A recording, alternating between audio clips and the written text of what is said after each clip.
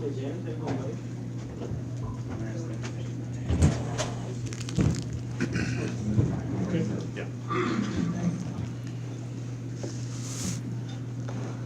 All right, remember we got microphones here.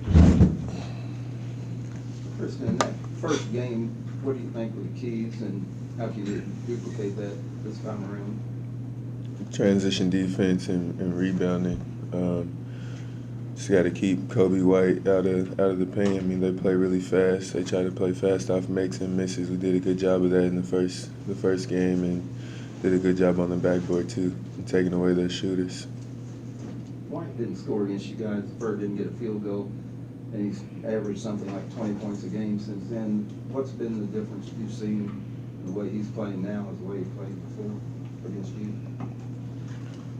I mean, he's had a good year. I think he just didn't have a very good game against us and got in some foul trouble. But I mean, he's a good player. He's been playing good all year, and he's really shooting the ball well. And they're playing well over the last 2 games. Three-point shooting is also something that's lifted UNC in their last couple of games. I think they had 16 against Virginia Tech or something like that. And you guys limited them to only 3 the first time you played them, and have defended the 3 pretty well in the last couple of games too. What has allowed you to do that, and what do you look for when you're looking to stop teams from getting shots off beyond the arc? North Carolina's got a bunch of guys who are capable of hitting, so we got to do a good job of being there on the catch, running them off the line. Like you said, they've really been shooting it well lately, and if they hit 16 threes, they're really tough to beat. So we just got to stick to the game plan, keep them out of transition, don't let them get any easy threes. Early in the year, you weren't scoring a whole lot, and then things seemed to kind of pick up when you were scoring more, and now lately you haven't been scoring as much. Is that sort of just you reading the ebb and flow of things, or has there been is that intentional on your part? Yeah, no, I mean, I never go into a game with an agenda or a plan to score. I just take what the game gives me. Sometimes, if my team is struggling to get in a rhythm, or maybe the team is squeezing our shooters, it's going to leave more opportunity for me to score. But if it's a game like Wake Forest where our shooters are hot, Ryan's hitting, Jordan's hitting, Dwayne's hitting, I'm just going to get him the ball. It's just the way I play. Christen, that first game against North Carolina seemed to be your springboard for this team. I mean, you guys haven't lost, since that game. Did that give you guys a sense of belief that maybe you didn't have prior?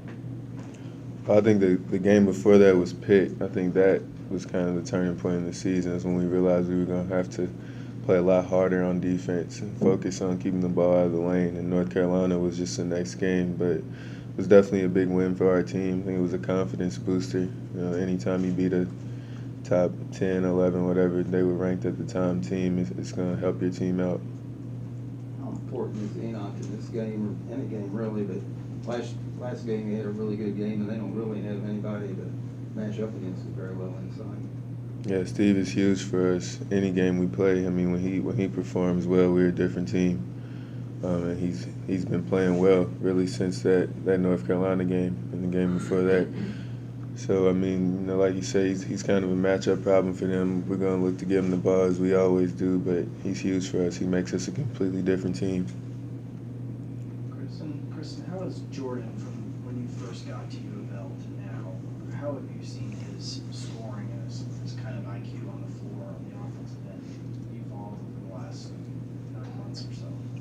Yeah, well, he's always, from the day I got here, I could tell he was a prolific scorer, but I think he's taking better shots now. He's not forcing as much. He's not over dribbling. He's just doing what the game tells him to do. He's shooting easy shots, and he's a microwave. Once he sees 1 or 2 go in, and he's gonna heat up.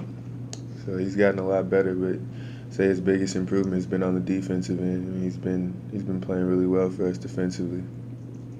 When Jordan lets the game come to him early, like he did the other night, made a couple passes and then got his shot, how much better do you feel like the flow is for everyone? Yeah, I think our team is a lot better when we are sharing the ball, making the one more pass.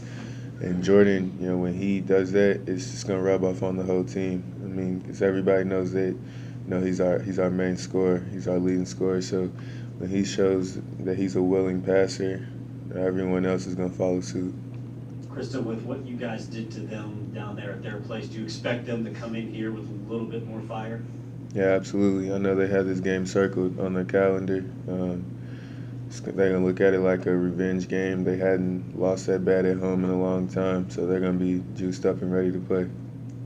A lot has been said and written about your February schedule. How do you guys look at that? I mean, you look and say, wow, we got all these tough games in February, or how do you deal with that?